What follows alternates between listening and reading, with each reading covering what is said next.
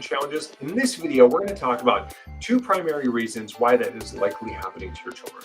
So we're going to set the stage here by talking about the control mechanisms within the body. First, we know that the brain is the master control system. It regulates literally everything, but it uses spinal cord and spinal nerve roots to connect to it and to communicate to every organ, gland, cell, and tissue within your body.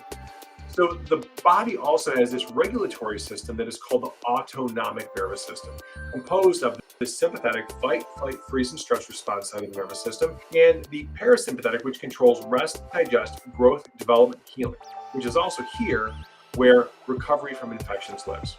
Now, in our office, when we look at kids who are coming in with immune challenges, we find that very frequently they are dealing with what is called a sympathetic shift in their immune system. And this is really critical because if you have a sympathetic shift, it weakens your immune response. Because instead of going through the normal process of being able to have what's called cell-mediated immunity, which is a nerve detects an infection has reached the cell, that nerve then triggers the entire immune system to go on high alert. Your body sends in through the neuroimmune channels, it sends in white blood cells to come in, attack, and kill off those cells, and then mark them with antibodies so that you have lifetime protection against whatever that infection is. But if you have a sympathetic dominance, that changes. Now, this is a really important piece because if we see on a heart rate variability that a child or an adult has a sympathetic dominant immune system, automatically we know that the longer that it's there, the more difficulty that the body is going to have with cell-mediated immunity, because we know that there is a shift more towards the antibody-mediated immune system. So it makes it more difficult for an immune system to be able to go in and effectively fight off infections when you have exposure.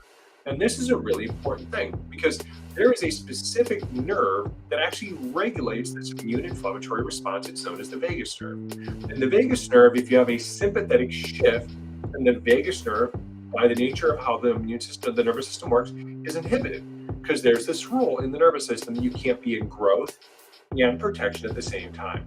So if the nervous system is shifted into sympathetic, then it actually pushes down the brain and the body's ability to heal itself when we're exposed to infections. Now, when we look at things like our heart rate variabilities, it tells us how big this shift is. But we also use additional testing like a thing called a thermal scanner.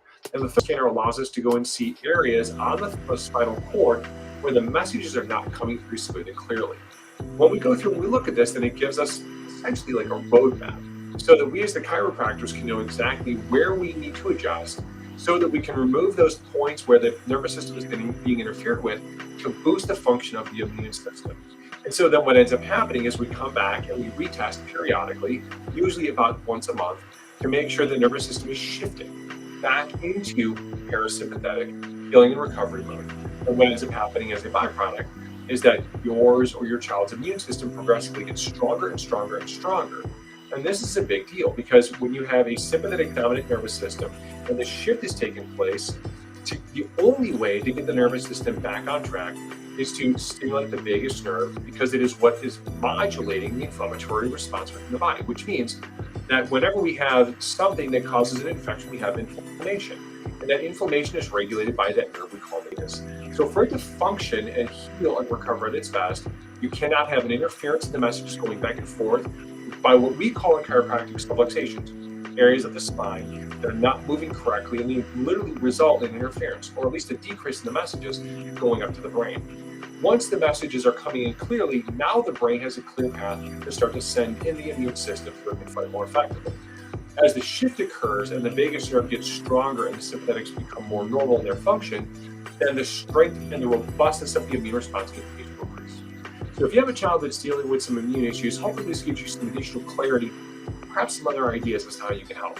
Because when you've tried everything and you've done the medicines and you've done the supplements and you realize that these things may not be fixing the issue, getting things to change as they need to, sometimes you have to look at the nervous system, the master control system, and its role. Because I know when we take care of kids here in our office, often we find this shift. And once we get the nervous system balanced, we watch them progressively get healthier and healthier and healthier as their brain and their body begin to start working the way that they're supposed to. Hope this was helpful. If this was, do me a favor, press the share button, give it to someone you love who could benefit. Because if they've got a child that's struggling, then they need to hear these messages as well. Okay? Okay. All right, guys. I love your comments underneath. Have a great day. God bless you all.